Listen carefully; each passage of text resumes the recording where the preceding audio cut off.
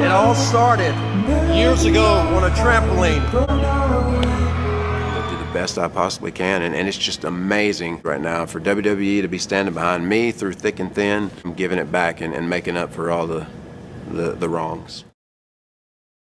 Jeff Hardy is one of the most influential and legendary wrestlers of all time. This man really was one of the most charismatic people on the planet without even saying many words. He's not even just a legend in wrestling though, he's a cultural icon. People say he was more popular than Obama, and man, they not lying. But his crowd reactions, his merch sales, popularity, etc. prove that he was one of the most over wrestlers, and he was outselling Cena in merch. The thing I love about Jeff though is he isn't the best on the mic, he's not the best in the ring, hell, he wasn't even that athletic, but he was just so swaggy and undeniable, you just had to love him. There's always wrestlers that feel larger than life, like Cena, Hogan, Stone Cold, etc. But you always need diversity. Jeff wasn't the biggest or tallest, hell, he didn't even always win.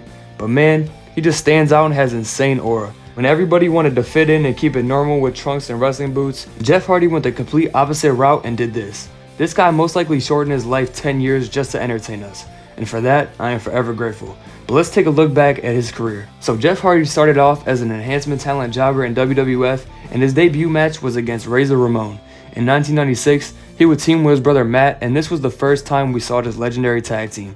The Hardy Boyz wouldn't have their big break though until like 1998 when they got officially signed, and in 1999, they finally got to show out. The Hardy Boyz and Michael Hayes as their manager, and everything changed here. But on July 5th, 1999, they won their first tag team titles against the APA, but lost it back a month later. A little stop-start push, you know, it happens. But the Hardy Boyz would compete in the very first ever WWF tag team ladder match against Edge and Christian, where they won. At WrestleMania 2000, they showed out. The Dudley Boyz, Edge and Christian, and the Hardy Boyz. They stole the show and everybody took notice. You had the table gurus with the Dudley Boyz, the innovation from Edge and Christian, and the ladder goats with the Hardys. Jeff pulled out one of the most iconic spots ever where he climbed a huge ladder and did a swanton bomb to Bubba through a table. But they would also do a table scaffold spot, and man, I always wanted to do this in the game, but I couldn't, you know what I'm saying? They had some limitations.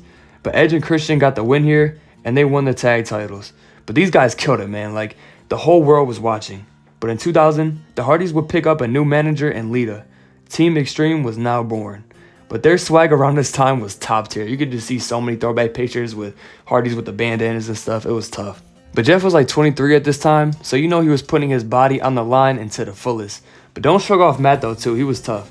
But these teams set the bar so high off rip that people in WWE still can't reach it. I was going to say wrestling in general, but those indie jabronis be going crazy, I swear. But let's go to SummerSlam 2000. First ever tag TLC match. It was just spot after spot, Bubba Bomb from the top, Miss Swanton from the ladder, Bubba getting pushed off a ladder into 4 table stack, Jeff and Devon hanging for their lives. But Edge and Christian would win again. But the titles would switch hands a few times, but let's go to Mania X7. This show was loaded, and guess what? They stole the show again. This match has that ladder spot. Arguably the greatest ladder spot ever. Jeff would be hanging on the titles above the ring, and Edge would spear Jeff Hardy off a ladder, and man, just clap it up for him. But they would lose the match, but it didn't matter. Everybody won. They would just keep going at it and padding their stats. Jeff Hardy has one of the coldest highlight mixtapes I've ever seen in my life. But Jeff will get a second chance at a title, but it would be a singles title. The IC title against Triple H. Matt would come in clutch for the first time in his life, and he would help Jeff win the IC title. But after this, Jeff would have another iconic spot where he put a small ladder and a tall ladder outside the ring, jumped off and hit a leg drop onto Bubba. Jeff would also defeat Mike Awesome for the hardcore title around this time as well. But Jeff was just getting more over about a minute, and it was nuts. Different hair colors, bandanas, he had so much sauce. If I had long hair, I'd definitely do it like Jeff's. But at SummerSlam 2001, Jeff and RVD would face for the hardcore title, and these guys had immaculate chemistry, and RVD would win, but in my opinion, their follow-up match was way better. Invasion 2001. This is one of my favorite underrated matches ever. The whole vibe of this match was off the charts. The attires, the arena, the fast-paced action, it was a banger. But Jeff's crazy free fall and RVD's kick to him off the stage, this was just fire, and RVD retained. But Jeff was so good at getting his ass kicked, I think they just really had him lose like whenever. That's how you know you're goated though, when you lose all these matches and it just doesn't affect you at all. But in late 2001, he started feuding against each other, and they would have a match at Vengeance, and Jeff would finally win to the only bigger loser than him. Nah, I'm just playing, I love you, Matt. But The Undertaker would get involved and injure both of them, and the WWF would just reset this feud and come back as a team, and they knew this was a bad idea, so they just reset everything. But in 2002, the Hardys would feud with a young Brock, and they were basically used to make him look good. I wish people would do that in real life and take one for the team, but it's okay. But after years of grinding, in mid-2002, he'd get his big break. Jeff Hardy versus The Undertaker in a ladder match, and one of the greatest Raw matches ever. Give Jeff Hardy a ladder, and you'll get a banger every time. But for my younger viewers, do y'all remember the Seth versus Neville WWE title open challenge match in 2015? This was that, but way better. Climb the ladder, kid! Make yourself famous! But what a call by the legendary JR. Taker would chokeslam Jeff off the ladder to retain his title, but Jeff lost again, but he gained everyone's respect. Taker kept trying to leave, but Jeff would keep getting up, and Taker would actually give him a cosign. Jeff had so much potential as a single star, and WWE saw this, and they would split the Hardy Boys up again. But he would have brief matches and feuds from here and there, but his first major setback as he got released from WWE on April 22nd, 2003. He would make an appearance on Ring of Honor as his dark alter ego, Willow. During one of his matches, the crowd killed him and booed him and even said, "We want Matt." They would also chant, "You got fired." Man, these corny ass fans. Jeff Hardy had a short TNA run as well. During this, he had one of my favorite attires on ever. And I actually have a toy of it. But he also had one of his craziest spots ever where he jumped off the stage onto the abyss through a table. Jeff would get a few title shots here and there, but he would no-show 2 different shows, and in 2006, he would get released from TNA. So right about now, he's been through it, man. He was on drugs, got booed out of the building in Ring of Honor, and he got fired by the 2 biggest wrestling companies that were around at this time. This is around the time where Matt Hardy also got cheated on. And he also got released. So the Hardy Boys were going through it. Jeff would get another chance though. WWE re-signed him on August 4, 2006. This is the run. This is the run where Jeff had to prove himself, and he did. When everybody says they love Jeff, this is the run that people are talking about. He was on another level. Jeff will return and confront a guy that he has hella history with, Edge. Edge at this time was a WWE Champion, and he was on top of the world. After this though, Jeff would get 2 IC title runs by flip-flopping it with Johnny Nitro. Johnny Nitro was John Morrison's best name, by the way. But the Hardy Boys would actually come back together on a random episode of ECW and beat the FBI. At Survivor Series, the Hardy Boys would be a part of Team DX, and they would actually sweep Team Rated RKO. The Hardy Boys would be involved in a fatal 4-way tag team ladder match at Armageddon for the tag titles, and they would create another iconic moment. Not a good type of iconic though. Jeff would do the ladder teeter-totter catapult spot, and it would go horribly wrong. After Joey leaned in too much, and he was bleeding all over the place. This was so scary as a kid, for real. This was posted everywhere. If you need to convince a non-WWE fan that wrestlers go through real pain, show them this. They would go on to lose this match though. Jeff would coast into 2007, still feuding with Nitro and Umaga for the IC title. Fast forward to WrestleMania 23, WWE put him in another ladder match, a Money in the Bank ladder match.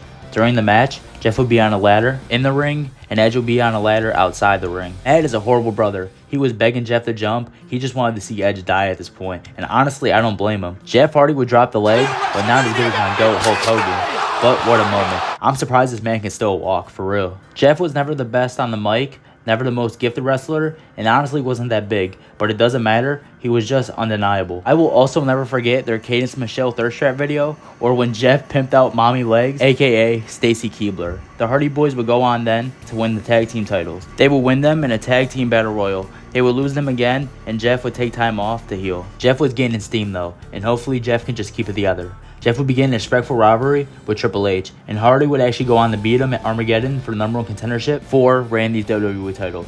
During this feud, we got another go-to moment. 08 and 09 was Jeff Hardy's time to shine. 08 Hardy is like 2016 Braun or 03 50. On the January 14th episode of Raw, we would get a top 10 most iconic Raw moment in WWE history. Jeff would climb to the top of the Raw set and hit a swanton bomb to Randy off the set. If he wasn't already, this certified Jeff as a WWE icon. I don't care what anybody says. The two would have their match at the Royal Rumble, and this match was fire. Jeff was just a highlight machine at this point, and this match was one of the best counters in wrestling history. Jeff would go for the twist of fate, but Randy would twist out of it and hit one of the cleanest, slimiest, grimiest RKOs of his career. Randy's execution was perfect, but it's like everything he was involved in was a hit like Prime Drake. But after this, Hardy would be added to the Raw Elimination Chamber match at No Way Out 08, and he was even the cover of the pay-per-view. Oops, not that one. But anyways, as you may guess, Jeff would have another fire highlight where he did a swanton bomb off the pod, and he would even last till the final 2, but Triple H would eliminate him and win. On the March 10th episode of Raw, Jeff Hardy would lose the IC title to Chris Jericho. Jeff lost the title because he violated WWE's wellness policy. He was doing so good, man. But this was the one thing in his life that just kept coming back and he could never get it under control. To keep it simple, he was fighting demons like Juice WRLD. Jeff would go on to be suspended for 2 months, which meant he would miss the Money in the Bank WrestleMania ladder match, which Jeff was actually supposed to win. But we got robbed from probably another iconic ladder spot and a possible Jeff Hardy cash-in. But he needed this so he could learn and hopefully come back to be a better man. But Jeff came back on the May 12th episode of Raw, and he would come back and defeat Yamanga. Topanga! Yo, Topanga's tough. But yeah, around this time though, we would be introduced to Jeff Hardy's new theme song, and this is one of the greatest theme songs ever. I swear, I thought it was him singing this song for the longest time, but I guess that just shows how well it fit him. But I'll never forget just always hitting his dances and doing swantons off of couches, on the pillow stacks and stuff like that. But his next feud will be against Umaga. A few months prior, Jeff would do a whisper in the wind off the steel cage, and we thought that was wild. But Jeff Hardy gave us another iconic moment, of course. But Jeff and Umaga would go face to face in a Falls Count Anywhere match at One Night Stand 2008. Look at those words. Falls Count Anywhere, One Night Stand in 08? I think they were extorting Jeff for views, no bullshit. But they would end up brawling outside and they would climb up the production trucks and Jeff would kick Umaga to the curb. And Jeff would then proceed to do a swanton bomb off the top onto Umaga. Like, yo, he was just insane, bro. But Jeff Hardy was on the highlight reel run of a lifetime. On June 23rd, 2008, Hardy would be drafted to SmackDown in the draft. Now, it was time for him to shine. Hardy has competed for hardcore titles, IC titles, tag titles, everything. But now it was time for him to go after the big one, the WWE Championship. Jeff would compete in a championship scramble match at Unforgiven, but he lost. Jeff then faced Triple H at No Mercy and Cyber Sunday, but he just kept coming up short. I remember around this time, I think he was supposed to be in another title match, but he was like found unconscious in his crib, and I don't know, WWE be trolling. You cannot do that to us, especially with his past, because I think it was just storyline purposes. But anyways, what happened next is legendary. Armageddon 08. This is now known as Jeff Hardy's pay-per-view, by the way. But Jeff Hardy would have a generational moment when he defeated Edge and Triple H for the WWE Championship. Out of all the underdog world title wins, besides Daniels, this one is my favorite. No me riding, but my love for Jeff Hardy is just on a different level, so him winning his first WWE title just hit different. But on this night, we all won. This time was just so crazy though, man. I feel like crowds today aren't loud enough to influence decisions. Like, I feel like in the Attitude Era, a lot of the decisions were altered due to crowd reaction. If one city roots for someone hella, but it's only one time, he's not going to get pushed. But if hella crowds root for someone, he's most likely going to get pushed. But Jeff Hardy was never supposed to be WWE Champion, but somehow he did it. But let's not forget about Matt though. My boy had the ECW Championship. And this pick is hard. They both got the title. It's tough. But in January of 09, Jeff was involved in another insane moment, the infamous pyro accident. To this day, I still don't know if it was real or not, but if I had to guess, it was probably a storyline. But yeah, Jeff would have a very short run because apparently when you have an incredible title chase, the reign is always ass. But at the Royal Rumble, Jeff would lose his title after his own brother turned on him and hit him with a chair in the head. I think this is one of the last headshots with a chair in WWE history, actually. But the feud that was supposed to happen in a decade earlier was now happening in 2009. I remember in the storyline, Jeff's house burned down and they blamed it on Matt and like his dog died. I don't know, this was just a little too personal for me, but at WrestleMania 25, the two would face off and they had a pretty stellar match. They had 3 amazing spots though. The first was when Matt got put in between a table stack and Jeff did a splash off the top rope. And Jeff would also do a signature leapfrog leg drop off a huge ladder, but he'd miss. And Matt would hit a twist of fate with Jeff's neck in between the chair and win.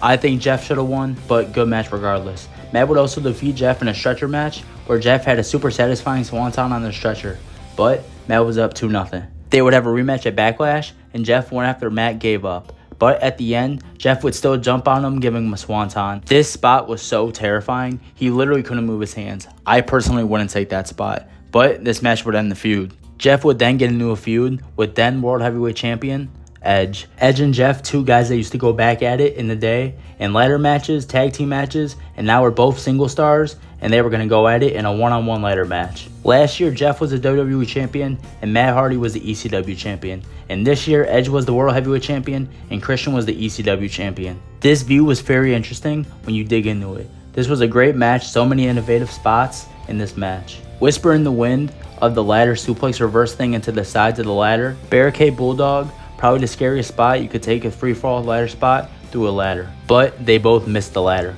Jeff damn near completely missed and got the wind knocked out of him for sure. They then recreated their infamous ladder spear, but this time Jeff reversed it and caught him with a twist of fate. This guy was a highlight machine. I'd argue he has better spots all time than Mick Foley. I really think he's the all-time highlight GOAT.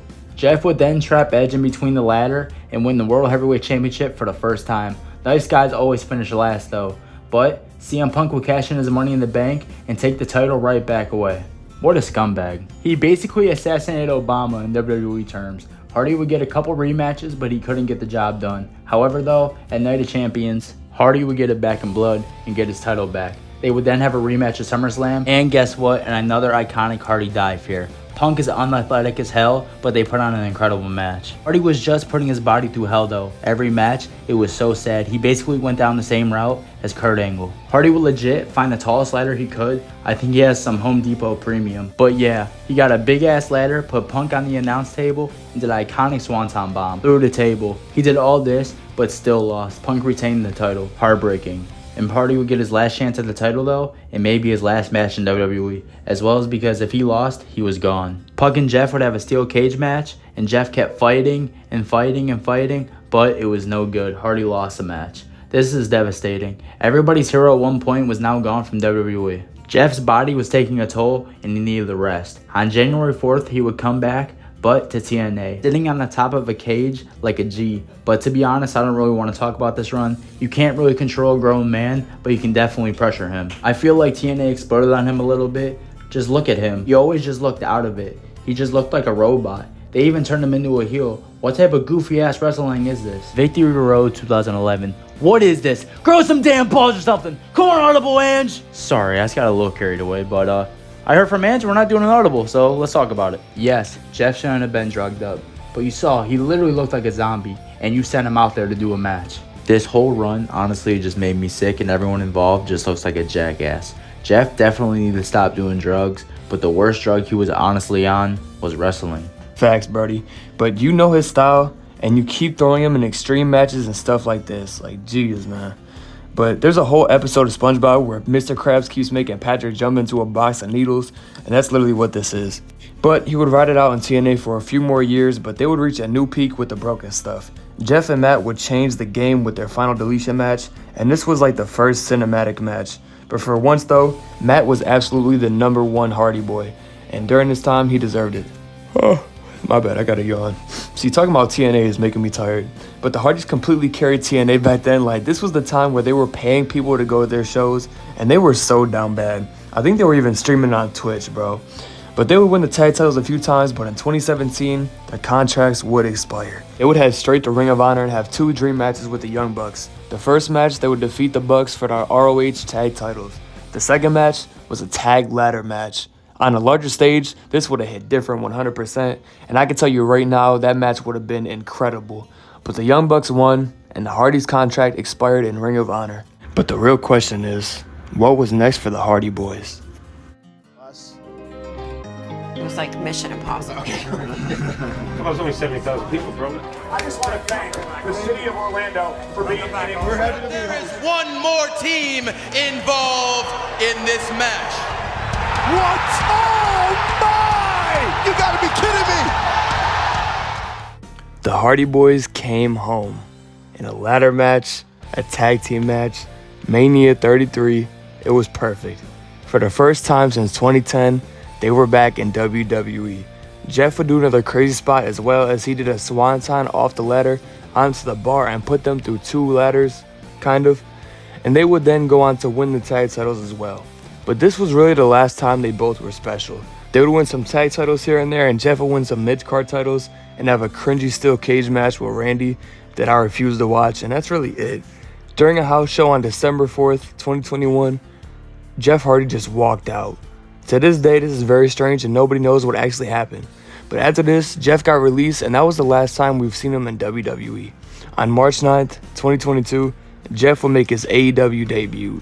He would dance a little bit, dance some more, a little bit more, and eventually saved his brother Matt from a stomp out. His demons would come back though. Jeff would drive drunk and get arrested and suspended by AEW. He was also supposed to be at Triple Mania but got replaced by Johnny Hardy.